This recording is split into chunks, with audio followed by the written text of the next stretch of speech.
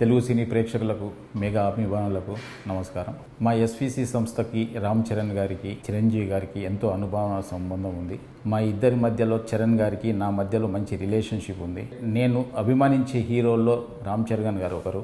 ఆయనని అవమానపరచడం కానీ ఆయనని కించపరచడం కానీ నా జన్మలో నేను ఎప్పుడు చేయను. నేను ఇచ్చిన ఇంటర్వ్యూలో ఆయన గురించి చిన్న మాట దొర్లినా అది నా తప్పే.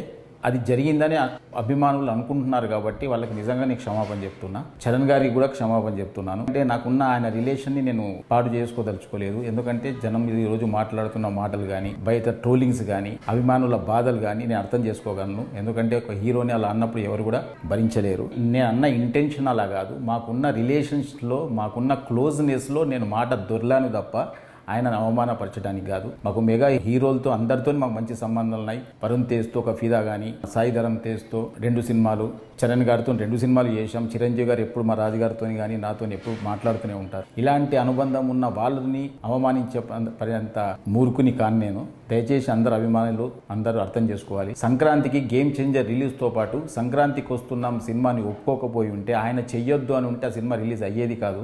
ఆ రోజు ఆయన మనసు గొప్పది కాబట్టి ఆ రోజు ఇబ్బందులో ఉంటారేమో ఫైనాన్షియల్గా అనుకుంటూ కూడా ఆయన, ఎందుకంటే పెద్దగా బడ్జెట్ అయిన సినిమా కాబట్టి మీరు మంచిగా దీన్ని కూడా రిలీజ్ చేసుకోండి అని ఒక గొప్ప మనసుతో ఒప్పుకున్న వ్యక్తి ఆయన. ఆయనను ఎందుకు అవమానపరుస్తాం? దయచేసి నేను ఆయన మాటలు కానీ అపార్థం చేసుకుంటే ఫ్యాన్స్కి అందరికీ నేను క్షమాపణ చెప్తున్నా. దయచేసి మా రిలేషన్ పాడు చేయొద్దు.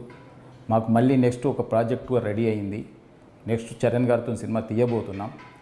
అలాంటిది అనవసరంగా మా ఇద్దరి మధ్య ఈ అభిప్రాయ భేదాలు తీయకండి అని అందరినీ వేడుకుంటున్నా. చూసిన ఆంధ్ర ప్రేక్షకులందరూ కూడా గమనించాలి. నాకు చరణ్ గారికి మంచి రిలేషన్ ఉంది. నేను ఆయన గురించి ఎప్పుడు తప్పు మాట్లాడను. ఇచ్చిన ఫస్ట్ ఇంటర్వ్యూ కాబట్టి కొంచెం నాకు తెలియకుండా కూడా ఏదైనా మాట దొర్లిందేమో, అలాంటిది కూడా ఏదైనా అర్థం చేసుకోవాలని అందరికీ కోరుకుంటున్నాను. Thank you very much.